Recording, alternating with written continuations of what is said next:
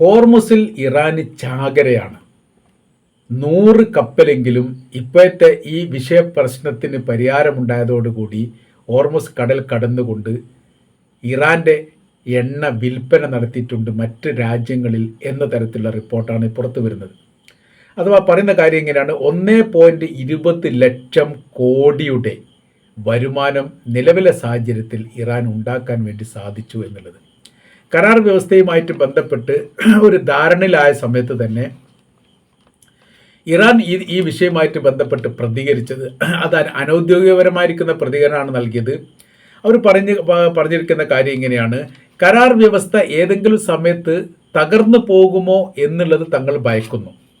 America ഒരു bomb വീണ്ടും കൊണ്ടിട്ടാൽ തകരാവുന്നതേ ഉള്ളൂ ഈ കരാർ വ്യവസ്ഥ എന്നതിനാൽ തന്നെ തങ്ങളുടെ മേഖലയിൽ കെട്ടിക്കിടക്കുന്ന ഈ കപ്പലുകളെ അങ്ങനെ തന്നെ സ്വതന്ത്ര വിപണിയായിട്ട് തങ്ങൾ ലക്ഷ്യത്തിലേക്ക് കടത്തുകയാണ്. അപ്പോൾ അതിൻ്റേതായിരിക്കുന്ന വരുമാനം തങ്ങൾക്കുണ്ടാകും എന്നുള്ളത് ഉറപ്പാണ്. ഒരു കപ്പൽ 20 ലക്ഷം ബാരലാണ് കൊണ്ടുപോകുക. അത്യാവശ്യം വലുപ്പമുള്ള, അതായത് വലിയ ക്രൂഡ് ഓയിൽ ടാങ്കർ ഉൾക്കൊള്ളുന്ന ഒരു കപ്പലിൽ 20 ലക്ഷം ബാരൽ എണ്ണ കൊണ്ടുപോകാൻ സാധിക്കും എന്നുള്ളതാണ് ഏകദേശ അനുമാനം. ഒരു ബാരൽ എണ്ണ എന്ന് പറയുന്നത് 150 ലിറ്ററാണ്. നമ്മൾ എണ്ണി വരുന്ന സമയത്ത് 150 ലിറ്ററാണ് വരുന്നത്. എണ്ണയുടെ വില $70 ആണെങ്കിൽ $14 മില്യൺ ഈ പറയപ്പെട്ട എണ്ണയ്ക്ക് വില വരും. അഥവാ $14 കോടി. നമ്മുടെ ഇന്ത്യൻ കറൻസിയിലേക്ക് ഈ കൺവേർട്ട് ചെയ്യുന്ന സമയത്ത് 1200 കോടി രൂപ. അത് ഒരു കപ്പലിനാണ് പറയുന്നത്. അങ്ങനത്തെ ഏകദേശം 100 കപ്പലെങ്കിലും കടന്നിട്ടുണ്ട് എന്നുള്ളതാണ്. അങ്ങനെ 100 കപ്പൽ കടന്നിട്ടുണ്ടെങ്കിൽ 1 ട്രില്യൺ 204 ബില്യൺ ആണ് അത് കണക്കാക്കുന്ന ഡോളർ. അഥവാ 1.20 ലക്ഷം കോടി രൂപ. ഈ പണം ഇറാൻ നേടിയിട്ടുണ്ട് എന്നാണ്. 24 മണിക്കൂറും ഇപ്പോൾ ഹോർമുസ് കടൽ തുറന്നിട്ടിരിക്കുകയാണ്. അപ്പോൾ ആദ്യത്തെ ഘട്ടത്തിലുള്ള നിയന്ത്രണ കാരണം എന്ന് പറയുന്നത് ഇറാൻ്റെതായിരുന്നു.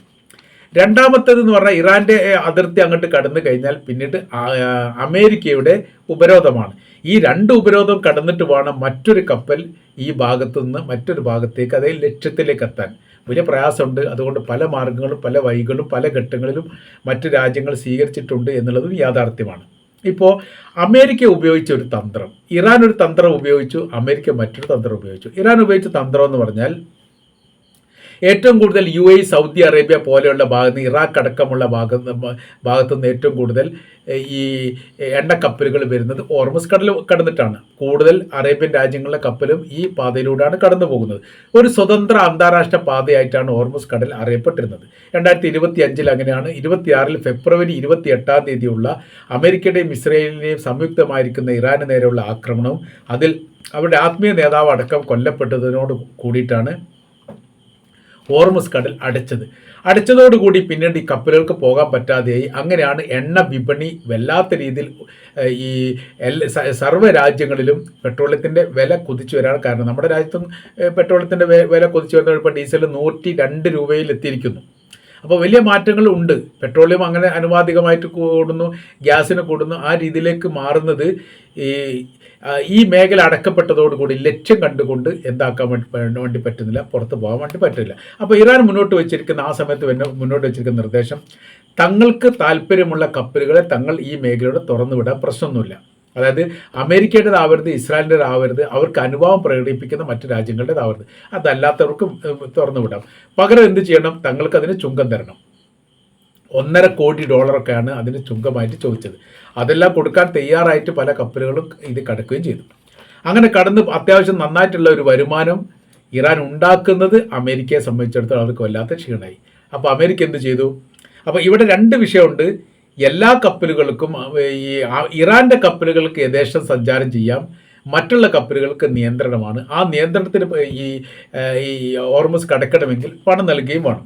അമേരിക്ക അവിടെ ചെയ്തിരിക്കുന്ന പ്രവൃത്തി എന്ന് പറഞ്ഞാൽ ഇറാൻ്റെ കപ്പൽ ഹോർമുസ് കടൽ കടക്കുന്ന സമയത്ത് ഉപരോധം ഏർപ്പെടുത്തുക. അങ്ങനെ കടലിൽ ഒരു ഉപരോധം അമേരിക്ക ഏർപ്പെടുത്തി. കടലിൽ ഉപരോധം ഏർപ്പെടുത്തിയതോട് കൂടിയിട്ട് ഇറാൻ്റെ സാമ്പത്തികവും പ്രതിസന്ധിയായി. അവരുടെ കപ്പൽ പോകാൻ പറ്റാതെയായി. കാര്യം അവരുടെ കപ്പൽ ഹോർമുസ് കടൽ എന്ന് പറയുന്ന അവരുടെ നിയന്ത്രണത്തിനപ്പുറം നിയന്ത്രണം കടക്കാൻ വേണ്ടി സാധിക്കും. പക്ഷേ അറബിക്കടലിൻ്റെ മേഖലയിലേക്ക് എത്തുന്ന സമയത്ത് അമേരിക്ക ഉപരോധം നടത്തും. ഒന്നുകിൽ കപ്പൽ പിടിച്ചെടുക്കുകയോ അതല്ലെങ്കിൽ വെടിവെക്കുകയോ അല്ലെങ്കിൽ അതുമായിട്ട് ബന്ധപ്പെട്ട രീതിയിലുള്ള തിരിച്ചയക്കുകയോ എങ്കിലും ചെയ്യും. അത് പ്രതിസന്ധിയായ സമയത്ത് അത് ഇറാൻ്റെ സാമ്പത്തിക മേഖലയെ സാരമായിട്ട് ബാധിച്ചു. അവർക്ക് ഉൽപ്പാദനം നിർത്താൻ വേണ്ടി പറ്റില്ല. പെട്രോൾ കെമിക്കലിനുമായിട്ട് ബന്ധപ്പെട്ട വിഷയം എന്ന് പറയുന്നത് എണ്ണക്കിണറിൽ ഉൽപ്പാദനം നിർത്താൻ വേണ്ടി സാധിക്കുകയില്ല എന്നുള്ളതാണ്. ഉൽപ്പാദനം നിർത്തിക്കഴിഞ്ഞാൽ പിന്നീട് ഉൽപ്പാദിപ്പിക്കപ്പെടില്ല. അങ്ങനത്തെ ഒരു വലിയ പ്രതിസന്ധി ഉണ്ട്. അപ്പോൾ പിന്നെ ആ കിണർ അടഞ്ഞു കിടക്കുന്ന രീതിയായി. പിന്നെ അങ്ങനെ ആ സമയത്ത് വൻ സാമ്പത്തിക നഷ്ടങ്ങളുണ്ടാവും. സാമ്പത്തിക നഷ്ടങ്ങൾ ഉണ്ടാകുന്ന സമയത്ത് അത് രാജ്യത്തിന് അത് ബാധിക്കും. ഒരുപാട് പ്രശ്നമുണ്ട്. പിന്നെ ഒരു എണ്ണക്കിണർ കണ്ടെത്തുക പറഞ്ഞാൽ വലിയ പ്രയാസമാണ്. അതിന് യുദ്ധം പോലെയുള്ള കെടുതികളും ദുരന്തങ്ങളും ഇത്തരം വിഷയങ്ങളൊക്കെ ഉണ്ടാകുന്ന സമയത്ത് പെട്രോൾ ഉൽപ്പാദനം നിലവിലെ സാഹചര്യത്തിൽ തന്നെ ഉൽപ്പാദിപ്പിക്കുകയും അത് പുറത്ത് രാജ്യത്തേക്ക് വിൽപ്പന നടത്താൻ പറ്റാത്ത രീതിയിൽ വരുന്ന സമയത്ത് അവരുടെ കയ്യിൽ ശേഖരിക്കപ്പെട്ട കപ്പലുകളിലോ സംവിധാനത്തിലോ അത് ശേഖരിച്ച് വെക്കുകയുമാണ് ചെയ്യുക. അതും നിറഞ്ഞു കവിഞ്ഞു എന്നുള്ളതാണ് ഇറാൻ്റെത്. അങ്ങനെ വരുന്ന സമയത്ത് പിന്നീട് കടലിൽ ഒഴിക്കുക എന്നുള്ളതാണ്. ഉൽപ്പാദിപ്പിക്കുക എന്നിട്ട് അത് നശിപ്പിക്കുക എന്നുള്ളതല്ല, അത് കടലൊഴിക്കുക. അത് ഏകദേശം നാശത്തിൻ്റെ വക്ക് തന്നെയാണ്. ഈ പ്രവൃത്തി ചെയ്തിട്ടില്ലെങ്കിലോ കിണർ അടഞ്ഞു പോകും. അങ്ങനത്തെ പ്രതിസന്ധി പോലും യഥാർത്ഥത്തിൽ ഇവർക്ക് ഇറാൻ ഉണ്ടായിട്ടുണ്ട്. അങ്ങനെ കടലിൽ ഒഴുക്കി എന്ന തരത്തിലുള്ള റിപ്പോർട്ടൊന്നും പുറത്ത് വന്നിട്ടില്ല. അതുകൊണ്ടൊരു സ്ഥിരീകരിച്ച ഭാഗമായിട്ട് പറയാൻ വേണ്ടി പറ്റില്ല. സാധാരണ ഇതിൽ ഇങ്ങനെ ചെയ്യാറുണ്ട്. അങ്ങനെയൊക്കെ വരുന്ന സമയത്ത് അപ്പോൾ കടൽ വെള്ളത്തിൽ പെട്രോളിയം അലിഞ്ഞു ചേരും, അല്ലെങ്കിൽ ചേരുന്ന സമയത്ത് അതിൻ്റേതായിരിക്കുന്ന പ്രശ്നങ്ങൾ, ആരോഗ്യ പ്രശ്നങ്ങളൊക്കെ ഉണ്ടാവും. കാര്യം എന്ന് വെച്ചാൽ കടലിൻ്റെ ഇതിന് മുൻപ് ഇതിന് സമാനമായിരിക്കും സംഭവം നമ്മുടെ ഈ ഭാഗത്ത് കേരളത്തിൽ തന്നെ കോഴിക്കോട് കടപ്പുറത്തോ അങ്ങനെയൊക്കെ വന്നിട്ട് വർഷങ്ങൾക്ക് മുൻപ് അത് എണ്ണ ടാങ്ക് കടലിൽ മുങ്ങിയതോ അല്ലെങ്കിൽ അത് മുങ്ങിയതോ അല്ലെങ്കിൽ പൊട്ടിയതോ അതുമായിട്ട് ബന്ധപ്പെട്ട വിഷയമാണ്. എണ്ണ ഒന്നായിട്ട് വെള്ളത്തിലേക്ക് കലർന്നു, ഒരുപാട് മീനുകൾ ചത്തുപോയി. അങ്ങനത്തെ കുറേ പ്രശ്നം വർഷങ്ങൾക്ക് മുമ്പ് ഉണ്ടായിരുന്നു. അപ്പോൾ അതുകൊണ്ട് അങ്ങനെ കടലിൽ പോകരുത്, കടലിൽ വെള്ളം ഉപയോഗിക്കരുത് എന്ന് പറഞ്ഞു. അതിന് സമാനമായിരിക്കും സ്ഥിതി ഇറാനുമായിട്ട് കുവൈറ്റുമായിട്ട് യുദ്ധം ഉണ്ടായിരുന്ന സമയത്ത് ഉണ്ടായിട്ടുണ്ട്. പല കപ്പലുകളും ഈ കടലിൽ തകർന്നു പോയിട്ടുണ്ട്. എണ്ണ കപ്പലുകൾ തകർന്നു പോയ സമയത്ത് എണ്ണ കടലിലേക്ക് ഒഴുകും. കടലിൻ്റെ അടിഭാഗത്തേക്ക് എണ്ണ ഇറങ്ങിപ്പോയില്ല, വെള്ളമായതുകൊണ്ട് മേൽഭാഗത്ത് പരന്നു നിൽക്കും. അപ്പോൾ തിരമാല വരുന്ന സമയത്ത് ഇങ്ങനെ ഇങ്ങനെ ഒഴുകി എല്ലാ ഭാഗത്തിലും അങ്ങനത്തെ ഒരുപാട് പ്രതിസന്ധി ഉണ്ടാകും. അപ്പോൾ ആ പ്രതിസന്ധിയുടെ ഒരു ഭാഗം ഇറാന് അനുഭവിച്ച് തുടങ്ങിയിട്ടുണ്ട് എന്ന് പറയുന്നു. സ്ഥിരീകരിക്കപ്പെട്ടതല്ല. ഏതായാലും അവർ കടൽ ഒഴിക്കതായിരിക്കുന്ന റിപ്പോർട്ട് പുറത്തു വന്നിട്ടില്ല. അവരുടെ ശേഖരിക്കപ്പെട്ട സർവ്വ മേഖലയിലും അവർ അത് സ്വരൂപിക്കപ്പെട്ടിട്ടുണ്ട് എന്നുള്ളത് കൃത്യമാണ്. അങ്ങനെ അവർ ഉപേക്ഷിക്കപ്പെട്ട കപ്പലുകളുണ്ടായി. യാത്രയായിട്ട് ബന്ധപ്പെട്ട പരിക്കുകളൊക്കെ ഏൽക്കുന്ന കപ്പലുകൾ ഉപേക്ഷിക്കപ്പെടുന്ന കപ്പലുകൾക്ക് ടാങ്കുകൾ സൃഷ്ടിച്ചുകൊണ്ട് അതിലേക്കും ശേഖരിക്കപ്പെട്ടിട്ടുണ്ട് എന്നും പറയപ്പെടുന്നു. ഈ തരത്തിലാണ് എണ്ണയുമായിട്ട് ബന്ധപ്പെട്ട കാര്യങ്ങൾ നമുക്ക് കാണാൻ വേണ്ടി സാധിക്കുന്നത്. അപ്പോൾ ഈ അമേരിക്ക ചെയ്തിരിക്കുന്നത് 2 കൂട്ടർ ഉപരോധം ഏർപ്പെടുത്തി. ഇറാനും അമേരിക്കയും 2 കൂട്ടർ ഉപരോധം ഏർപ്പെടുത്തി. ഏറെക്കൂടെ ഇറാൻ ഓർമൂസിലാണെങ്കിൽ ഓർമൂസിൻ്റെ അതിർത്തി കേന്ദ്രീകരിച്ചുകൊണ്ട് അമേരിക്ക ഏർപ്പെടുത്തി. അപ്പോൾ 2 പോസ്റ്റാണ്. ചെക്ക് പോയിന്റ് എന്ന് പറഞ്ഞാൽ 2 ഒന്ന് ഇറാൻ്റെത്, ഒന്ന് അമേരിക്കയുടേത്. ഈ 2 കൂട്ടർക്ക് തൃപ്തിയാവുന്ന സമയത്ത് മാത്രമേ അങ്ങോട്ട് കയറാൻ വേണ്ടി സാധിക്കൂ. അപ്പോൾ 2 കൂട്ടർക്ക് തൃപ്തിയാവുന്ന കപ്പൽ വളരെ പ്രയാസമാണ്.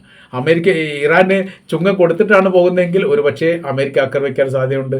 അങ്ങനത്തെ വലിയൊരു പ്രതിസന്ധി ഈ ഒരു ഘട്ടത്തിൽ, അതായത് വെടിനിർത്തൽ ചർച്ചയുടെ ആരംഭഘട്ടത്തിൽ തന്നെ യുദ്ധവിരാമവുമായി ബന്ധപ്പെട്ട കാര്യം, ഏറ്റവും അവസാനത്തെ ആക്രമണം എന്ന് പറഞ്ഞാൽ 20 പ്രാവശ്യമെങ്കിലും ഇറാൻ്റെ അകത്ത് അമേരിക്ക ബോംബിട്ട് വലിയ രീതിയിൽ തകർച്ചാ കാര്യങ്ങളുണ്ടായി. അത് തിരിച്ചടിയായി 21 തവണ തിരിച്ച് പല മേഖല അമേരിക്കയുടെ സൈനിക ബേസുകൾ, സെൻറ്ററുകൾ, സൈനിക താവളങ്ങൾ, അമേരിക്കയുടെ മിലിറ്ററി ഫോഴ്സ് താമസിക്കുന്ന ഇടങ്ങൾ തുടങ്ങിയിരിക്കുന്ന തന്ത്രപ്രധാന മേഖലകൾ തകർത്തു എന്നുള്ളതാണ്. ഒരുപാട് സൈനികരെ കൊല്ലപ്പെട്ടിട്ടുണ്ട് എന്നും ചില റിപ്പോർട്ട് കാണാൻ വേണ്ടി സാധിക്കും. അതൊന്നും സ്ഥിരീകരിക്കപ്പെട്ടില്ല. കാര്യം ഒരു പ്രദേശം അപ്പാടെ നശിച്ചാലും അതിലൊരു സൈനികർ കൊല്ലപ്പെട്ടിട്ടുണ്ട് എന്ന റിപ്പോർട്ട് അമേരിക്ക പുറത്തു വിടില്ല എന്നുള്ള യാഥാർത്ഥ്യമാണ്.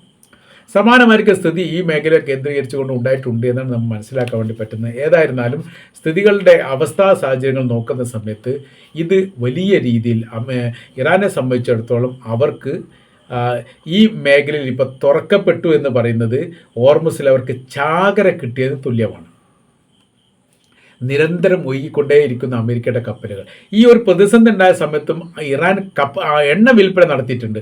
അപ്പോൾ ഒരു അഡ്ജസ്റ്റ്മെൻറ്റ് പാകിസ്ഥാനുമായിട്ടുണ്ടാക്കി.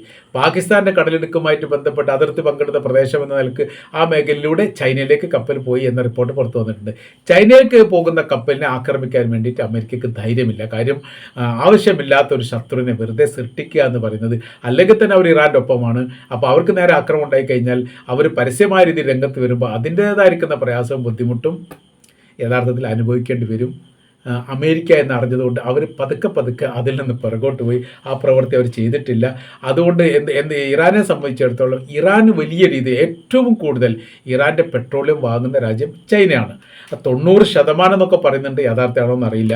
അപ്പോൾ അത്രയും വാങ്ങുന്നുണ്ട് എന്ന് പറഞ്ഞാൽ വലിയ വിപണിയാണ്. ഒരു കോടി 140 കോടി ജനങ്ങളുള്ള ഒരു രാജ്യം എന്ന നിലക്ക് അവർക്ക് ഇഷ്ടംപോലെ പെട്രോളിയം വേണം എന്നതിനാൽ തന്നെ ഇവർ ആശ്രയിച്ചിരുന്നു.